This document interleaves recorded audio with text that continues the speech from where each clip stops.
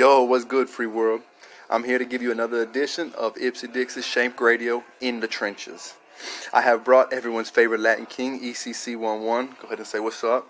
Hey. So we can talk about the internationalist ideas of the Almighty Latin King Queen Nation and follow it up with the system's biggest attack on all political prisoners, the STG or gang statuses and files. So first, what I want to get into, I'm going to start by reading two philosophies of our nation, and these ideas are called the nation man and the almighty I. Nation man. Who is a nation man and who is not? The difference lies in what they do, how they carry themselves, and how they talk. But in order for one to really understand the contrast, one must know and understand the principles of the King Manifesto in modern kingism. One of the clearest contrastive examples is when the so-called nation man claims to be a Latin king, a member of the Almighty Latin King Queen Nation, and by the same token says, I am a culture king, a peewee, I'm from such and such branch or chapter, etc. He may be a Latin king, that is true, but he is definitely not a nation man.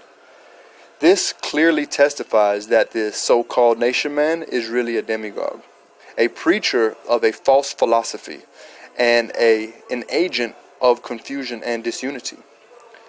His mind is broad only to the scope of where his particular clique is concerned.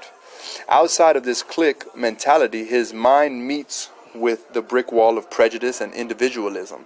Nation men, on the other hand, are devoted followers and believers of unity, supporters of the harmonious whole. For the nation man, there are no horizons between cliques and branches, for they identify only with the nation. Not in one particular clique, branch, or section, natural allies together in one nucleus. One nation, the Almighty Latin King Queen Nation, forever. And now, the Almighty I. When a king warrior accepts kingism, as described in the King Manifesto, his life takes a complete turn. For him, everything changes. His vision is no longer limited to the narrow horizons. Instead, he is gifted with the power of the Almighty I, a sun that glows to enlighten. Through the sense of sight, the new king and the nation. The eyes of the nation are everywhere. There is a nation man, a true king. His perception, view, in the concept of universal human progress is the reflection of his soul, his ideology, and his quest for freedom and desires for the unity among his people. His observations are free and independent, his thoughts are not clouded by any form of prejudice, and his actions are based on common sense and knowledge. Seeing, perceiving, and observation by all kings is the network of the nation. The eyes of the nation are everywhere. So now you heard these two ideas. These two ideas coupled is what has planted the seeds for the nation's ideological internationalism. Basically a king without borders, a king that does not believe in pseudosciences like gender or race or class. And I believe, and like I said, a lot of these talks when we talk about the nation is just our belief system and how our experiences have molded our ideas on what it means to be a true king, a Latin king, what we just heard, a nation man, or the eventual new king, the revolutionary. I think that these two ideas and principles are the seeds and the beginning to what ECC11 calls the incubation of the revolutionary king. These two ideas are what set up the ideas between internationalism and how a true king can learn that his people is all people. So now I'm going to have a conversation with ECC about this. I know this was all everyone has been waiting for. So ECC, when it comes to the nation, where does internationalism fit or shine, I guess? Well, we're using the nation man and the almighty I to kind of set the stage for what would be considered a futuristic sense of internationalism. Primarily, these document, the King Manifesto, and these portions of the document that we're addressing now are geared towards the lumpen class, if you will, that criminal class within the United States, who time and time again have been plagued with these misconstrued concepts of identity. You look out today and you see gangs, as they're referred to, that are in conflict with themselves and with each other. And a lot of times this conflict is based upon failure to see each other as equals. They're barred by these borders that we're trying to address here and now, such as a certain color that somebody wears, or a number, or a title, or a label, or this, that, and the other. And I think that the founders and the authors of the manifesto have recognized that as well, and they made it a point to show that this is something that we are highly against. This is something that we wanted to educate our youth on, that this is a danger for us, our people, and for society as a whole, that we needed to realize that we can no longer pigeonhole each other, classify each other as being different or other or less than.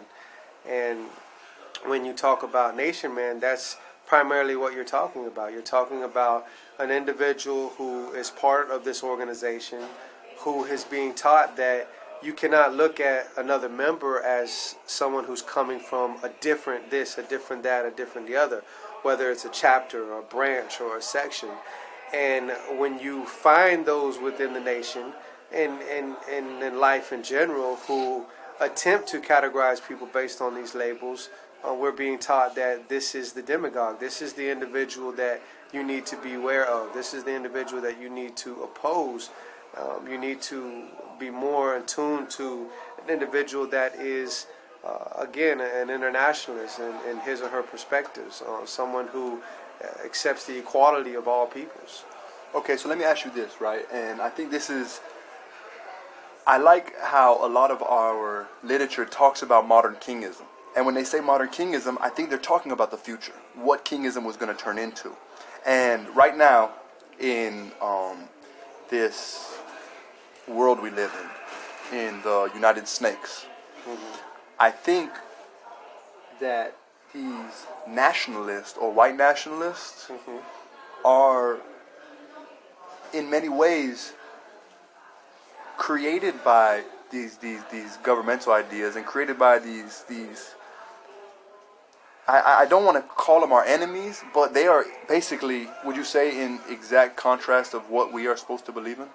Oh, definitely. But let's point out as well for our listeners that there's different forms of nationalism that exist out there.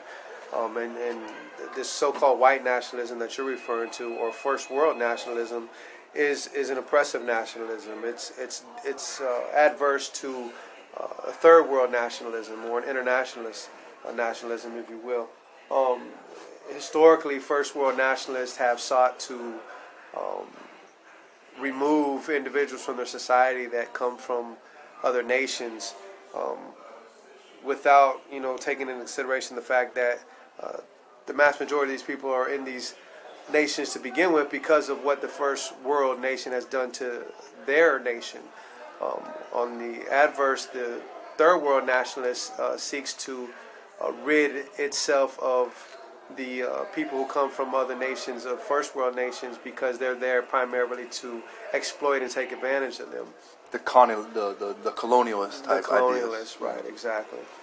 So ideologically, yes, without a doubt, the first world nationalism that we see exhibited in the United States here today is opposed to the more internationalist form of nationalism that we practice within the nation. Yeah, because I believe that one thing within our literature, it talks a lot about first within the nation, but then as we grow and as we are able to read things like Nation Man and read about the Almighty I, which I think actually should couple with the Nation Man, it talks more about these borders and these ideas being broken down outside of the nation too. Would you agree? Yeah, I think that again, we're referring to this as the seeds of internationalism that are being planted. I think that in certain parts of the manifesto, the literature itself is again geared towards this lumping class of individuals here in the United States. However, there are other sections that are geared more towards the enlightened king or queen, the enlightened member of the nation, the individual who has been gifted with the almighty eye, the eye of perception and awareness. Okay, so I also wanted to talk about, because the name of our nation is the Almighty Latin King and Queen Nation. Mm-hmm. And I guess this moniker has almost turned into a misnomer, because we don't actually believe in racial division or any type of racial borders or nation borders, do we? No. However, the topic of, let's call it Latinism, is one that is intriguing. It is one that can be easily misconstrued as well.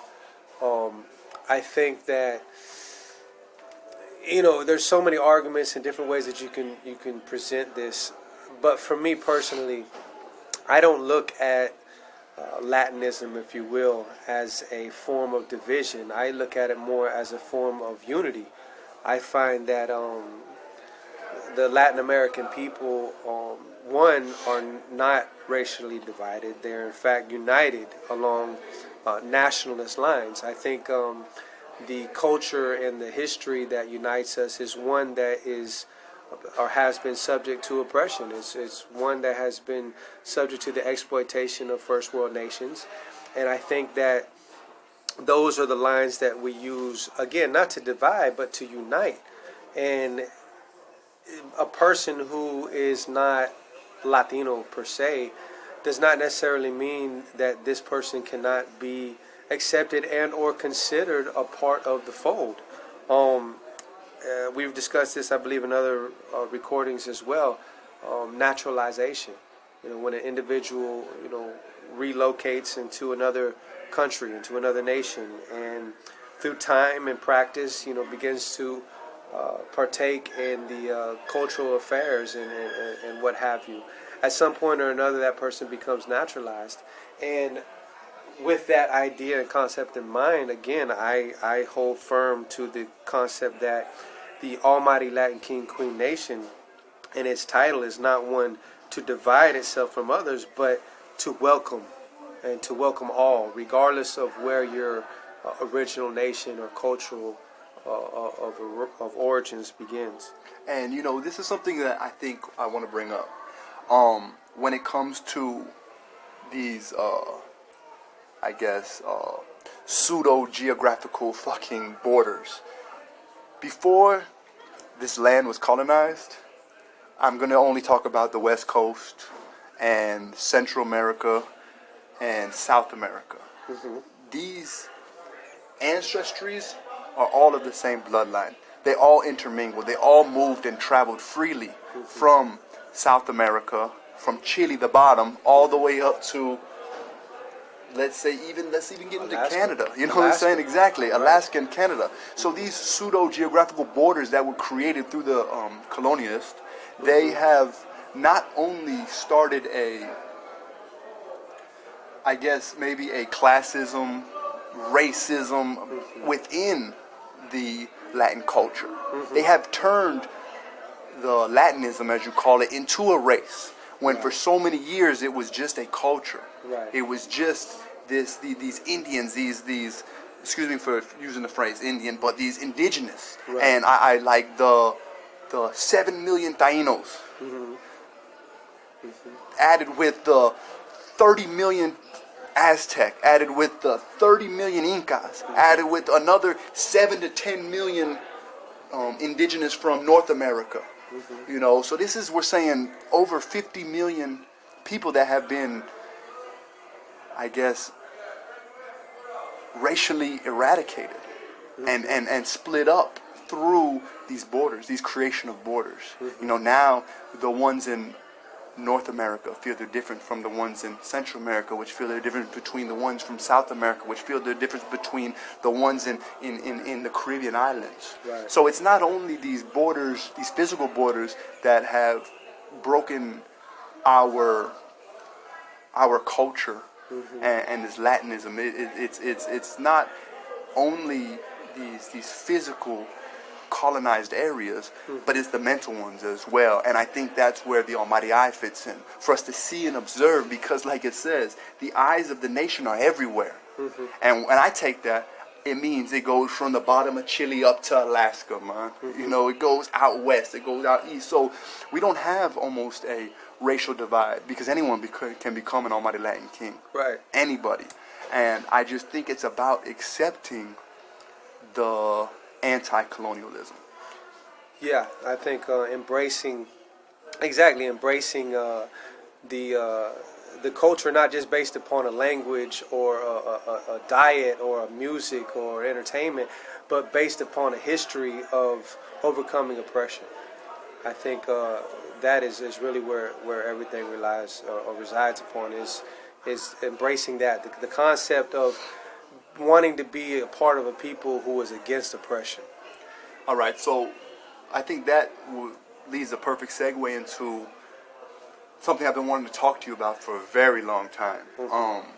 The idea of the Almighty Latin King Queen Nation as a revolutionary faction, or, as you like to put it, a revolutionary incubator. And I want you to get into your idea and get into, because it has helped form my ideas on this nation, and I just want you to go into that. When I was younger, I like to believe that the nation was a revolutionary organization. Before I had ever even been exposed to the King Manifesto itself, I had these beliefs and these conclusions were drawn by myself that the nation was definitely revolutionary. And it is, without a doubt, it is definitely revolutionary. However, whenever you go to defining it as a revolutionary organization, I think that we fall short in that respect, not just in our general and overall practice, but in the makeup of the nation. We find within Kingism, which is the doctrine of the nation, that there are 3 cycles, if you will, of nation life that one can find him or herself at any given time throughout his or her growth in the nation. That is the primitive, the conservative, and the new king. And the primitive sector or cycle and the conservative sector or cycle are both counter-revolutionary. They're non-revolutionary cycles of life. The first is predominantly lumpen in nature, which is parasitic. And the second is conservative, which is I like the term they use in the manifesto. It's mummified. Yeah, it definitely reaches, as they say, a mummified level of maturity. But it shows the characteristics of someone who is also referred to in political terms as a petit bourgeois. Petit bourgeois is someone who basically wants to be a bourgeoisie, someone who participates in the system, enjoys their piece of the so-called American pie. However, it is also deemed necessary because it is, once you've received that portion of the American pie, whenever you can make the determination whether or not that pie is for you or it's something that you're going to spit out and you're going to make the conscious decision to pass before the turning wheel of change, to spit it out and become the revolutionary, the new king and the new queen.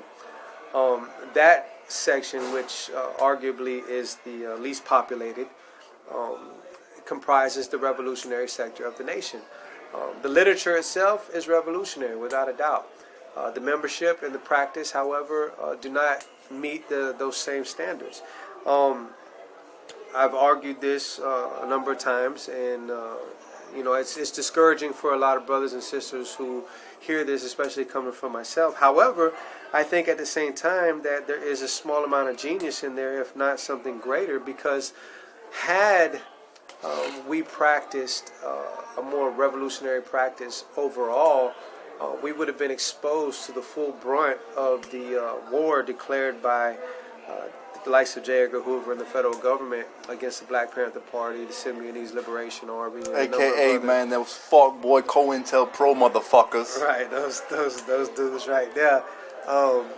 And there's a good chance that we would not have survived those altercations. However, for what it's worth, we have survived, and we've been existing ever since, and we're still here to this day. Our literature still exists. Our membership. Would you say we're growing and still evolving? Yes, without a doubt. Our membership, by its numbers alone, has multiplied. Our popularity, but as well, I believe it serves its purpose, and this is where the whole, incubation concept comes from. It is believed by the nation, and this is based upon its literature, similarly believed by the Black Panther Party, that it is amongst the lumpen that we will find our revolutionaries within this society, the society of the first world nations. And it is within the primitive, the lumpen, that the new king, the turning wheel of change, the revolutionary will rise. And we find this happening more and more in today's modern form or version of kingism, as you will. And so for what that's worth, and yes, I do think that it has served its purpose, and it continues to serve its purpose, because look where we're at today. Look at the advancements that we're making.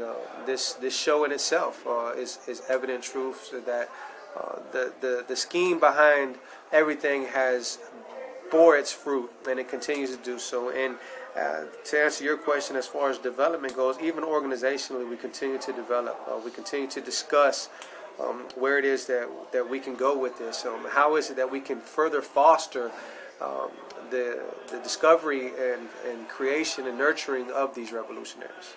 Okay, now, I know we talk about the lumpen class a lot, and this is where the revolutionaries or the next revolutionaries may come from.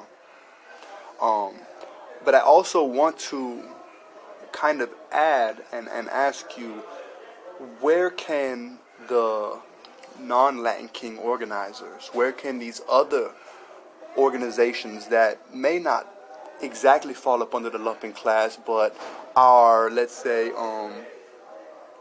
educated and went through different colleges and become lawyers and see the atrocities that are happening daily in this world, how can they help? And even not even that, even other organizations, other lumpen organizations like the New African Black Panther Party, because I know a lot of us have read the Minister Rashid's work, and there's other organizations which I'm in direct have direct ties to, like the Jailhouse Lawyer Speaks and I Walk and Fight Toxic Prisons. How can these organizations help the revolutionary ideas and the practices of the new kings of this nation?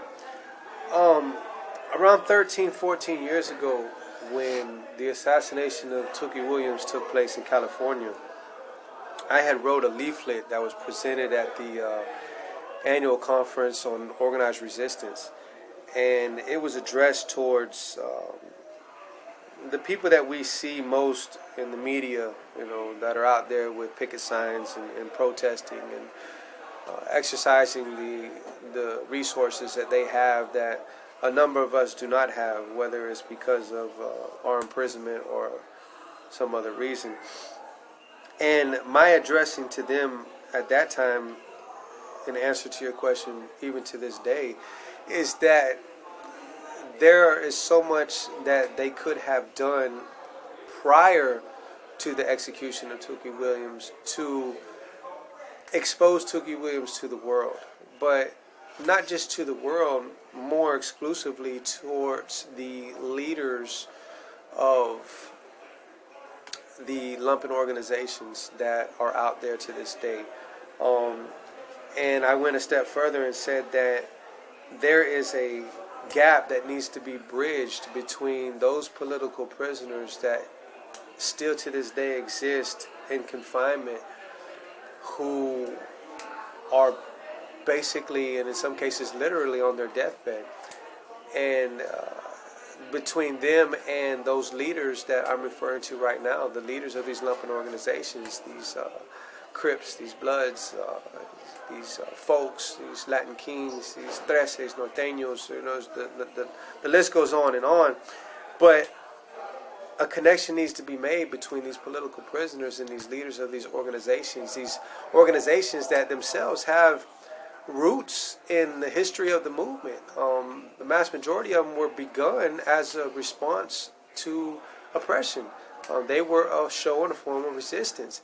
And as a result of the COINTELPRO program and the war against the movement of the Black Panther Party and everything that they did afterwards to pit us against each other, to saturate our communities with illicit drugs, to funnel weapons into our communities, to pit us against each other again by way of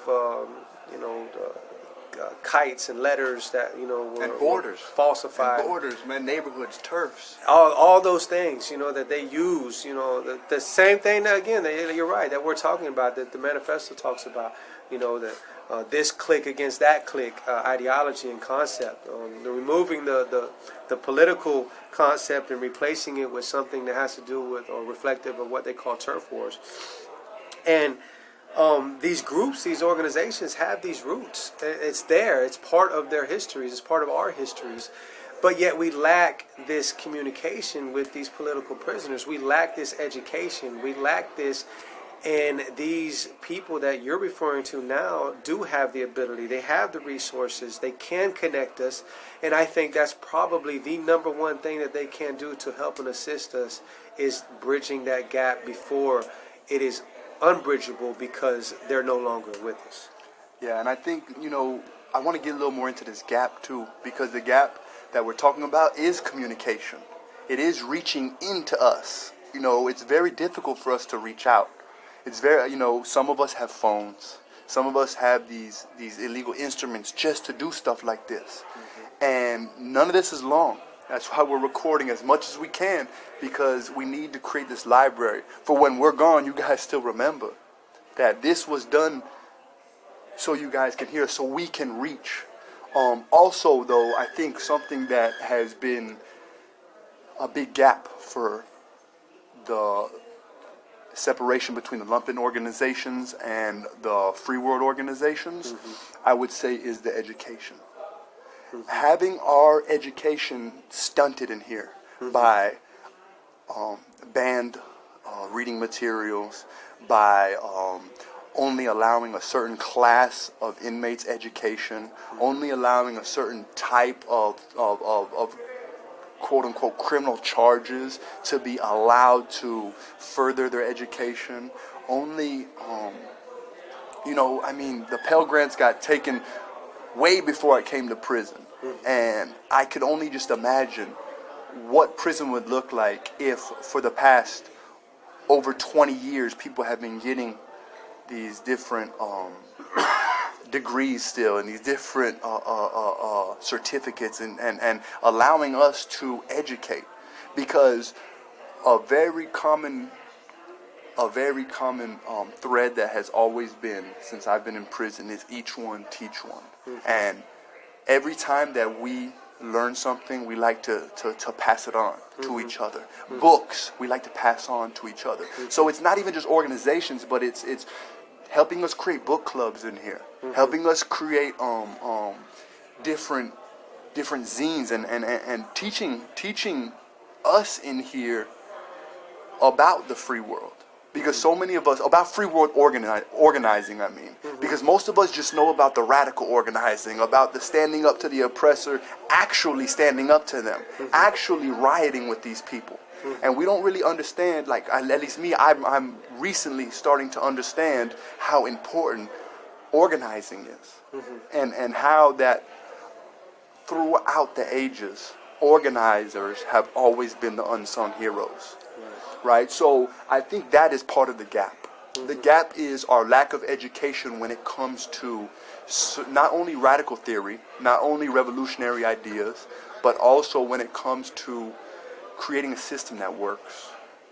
All right, because I think a lot of our ideas and a lot of these organizations, these third world organizations, I'm going to call them, these ghetto class organizations, are rooted around, you know, these different hierarchical type vanguard, like we talked about, vanguard type ideas. And I think as these revolutionary tactics start to modernize, I think we're starting to realize that these might not be the way to go. But we're still trapped. We're still trapped. I tell everyone, man, that we actually prison systems, man. We're still in the civil rights movement, man. Yeah. We still are affected by segregation.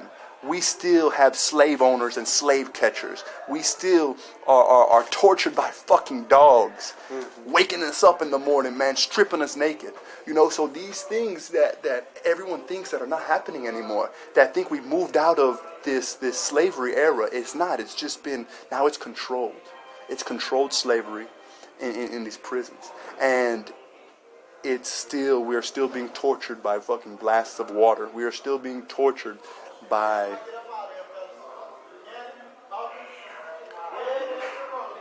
it's just so difficult for me, man. It's just so difficult for me to try to understand how people don't see this, because I've looked at it and witnessed it for the last 15 years of my life, you know. So I just want to say that I think one of the biggest hurdles that I'm trying to overcome is to help fill that gap by doing stuff like this. I think, I think you hit on something too that I'd like to follow up on as well. I mean, you just stipulated the 15-year stretch, and I'm 20-some change, 23, 24 going on 25 years now, and I've watched this system deteriorate from the inside out. You talk about, you know, different devices that they use against us, whether it is, you know, waking us up, you know, with the dogs in the middle of the night and, you know, stripping us down to our boxers and having us, you know, all sit in rows and, you know, in the day room with our hands on top of our heads while they shout orders at us and, you know, insults and things of that nature. And, you know, when they hit us with cold water for, you know, this, that, or the other reason to try to get us to comply with this, that, or the other rule. I mean, these things might sound shocking to some people, but the reality of the situation, it goes even further than that.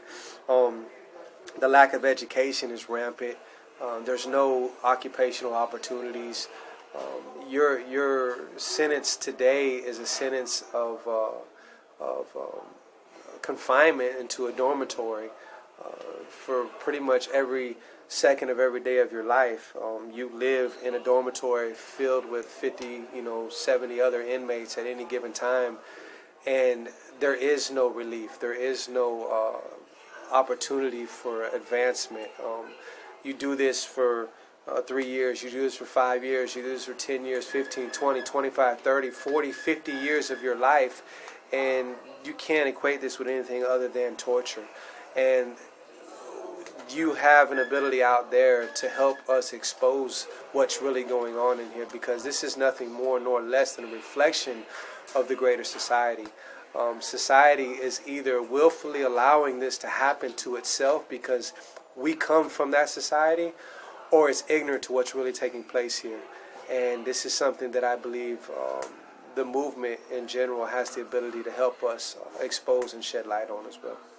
All right, and I like that you brought up these tactics, right? I like that we started talking about these tactics because we have both been victims to a lot of these tactics. But one thing that is starting to be elucidated out there, something that is starting to be brought to light, are these arbitrary, punitive, fucking whimsical, fuck-ass STG files. These security threat groups, security threat individuals, these fucking statuses and labels that they just whimsically place upon us, that they just stamp upon us like it's just, a fucking hair color, right? A fucking eye color, man.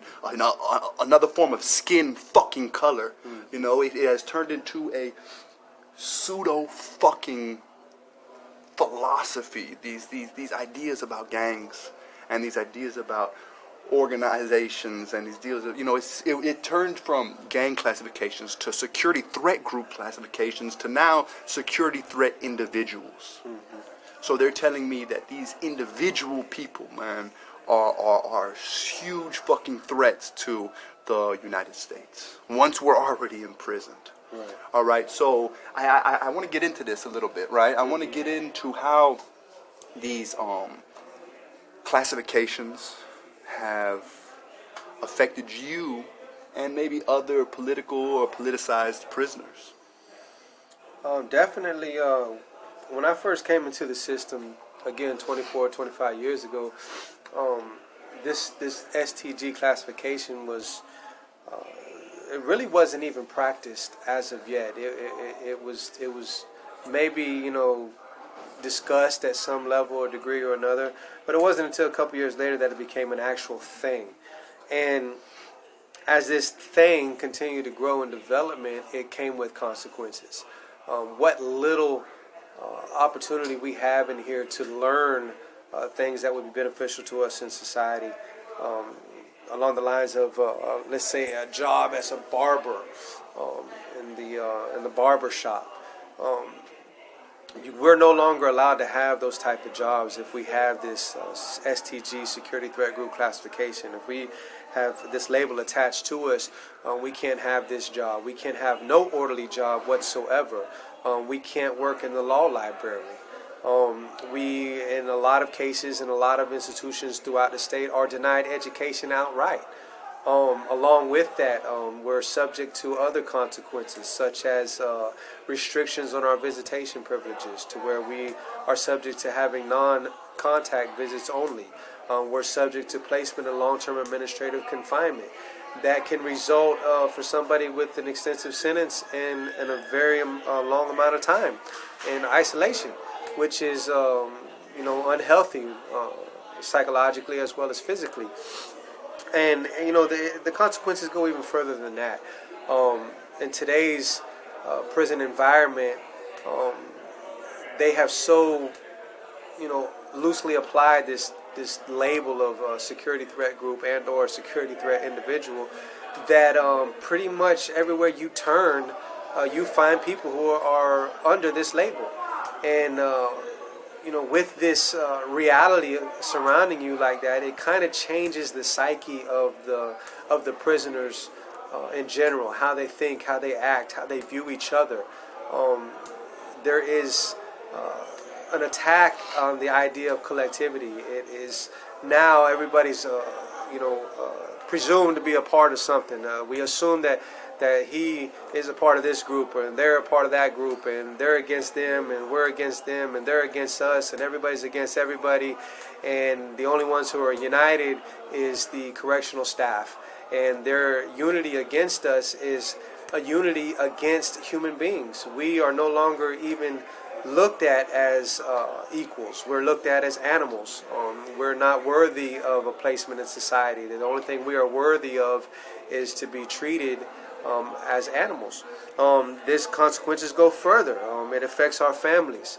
It affects the general ideas that society has towards us. When we get out, we bring these concepts to our communities and further, multiply their consequences there as well, with our children and how we interact with them and how they interact with each other. So the consequences in themselves are they're limitless, they're inhumane, and they definitely need to be exposed and dealt with. I think I would like to talk about this new security threat individual placement. This is very new. Mm-hmm. And what it actually is turning into is that when you write IWOC, when you write Fight Toxic Prisons, when you write these different organizations mm-hmm. that are basically the only go-between we have between us and the free world in here, mm-hmm. you automatically get placed as a security threat individual. Yeah. So what they're creating another border for us. Mm-hmm. They're creating another thing that we have to figure out a way to see beyond, or figure out a way to reach over, or reach through, or break down. And these are very difficult, man. This is very difficult for us, because now people that have never ever been placed under let's say have ever had any type of these disciplinary reports, let's say fights even, man, or riots, now just for writing a letter will place them as a security threat individual. And it is ostracizing us from the free world, man. These are different ways that they are still, you know, gang STG Files has almost become another race in here. And it is this class within class within class that is becoming put, I guess, as the untouchables, right? Where we're getting thrown in these segs or shoe units, or in Florida it's called the CM, close management, where we're getting thrown on CM for letters. We're getting thrown in CM for practicing our First Amendment rights, for practicing a right to press, so we can you know, try to shoot our ideologies out there, to shoot these ideas of what's going on in the free in this enclosed world to the free world, in the slave world to what's going on, and we are becoming just thrown inside of a prison within a prison within a prison. And something that I talked about before with you is that, you know, a lot of us have these same DRs, though, these same disciplinary reports, man, that they conjure up to throw us on CM. Like, never ever would anyone even go to confinement for a mail violation, for what is quote unquote called a mail violation. You know, things coming into you from the mail that maybe you're not supposed to have, or maybe, you know, you too many fucking envelopes in a package, right? Too many stamps. These are what mail violations are. But when you are a politicized or political prisoner, or a political prisoner of war, they take this idea of mail violations and take away your mail privileges for a set amount of days or months, and throw you in confinement, a long extended confinement, which is a single housing unit or a close management unit. So these disciplinary reports that were created for something totally different have they found a way to use it against these quote unquote gang members. And now you're considered a reputed leader. Now you're considered, so now anything you do, any infraction, doesn't even have to be a disciplinary report. It could be just a investigation. You can be thrown back into the shoe unit. And I mean, if you want to explain any of the times, 'cause I think every time you've been to CM, I've only been twice. Once when I was a kid for a while and now, and the other time was for a letter. Right. But I think every time you've been to CM has been for some type of political reason, right? Well, I've gone 4 times for a total of nearly a decade of long-term administrative confinement, and definitely every one of them was related in one form, fashion, or another to some type of political activity. But again, what you're saying, this is also something that is nothing new. This is something that was practiced. What was that? The 50s, the 40s, the 50s, when they had the committees and they were red jacketing people, and once you were labeled as a communist, you lost your place in society, you couldn't get a job, this, that, and the other. This is the same thing that's happening now. I believe the government knows and has known for a long period of time that these groups that we're talking about, these so-called security threat groups, do have revolutionary potential. And with this label, they have been able to turn society against us. And it sends a message that once we are released back into the greater society, we will be looked at as incorrigibles. We will be looked at as un-American. And especially in today's political climate, we will be ostracized. No one will want anything to do with us. No one will want to be in relation to us, have any type of association with us, much less give us an opportunity for occupation and advancement. And this in turn will result in, further criminal activity, but it'll also result in a discouragement within our own communities, in which our people will look at each other with distrust, and they will not know which side to choose, whether it's the so-called side of the government or the side of the people who represent the people. All right, man. So I think this, because of time constraints, we need to cut this. And I really don't want to, because we can go on for hours and hours about this shit, man, about the fuck-ass COINTELPRO that's still going on within these plantations of America. Every day, these illegal practices of the COINTELPRO are still being practiced. I guess I want to say the constitutional rights that are not allowed to us are still happening in every single prison plantation in America.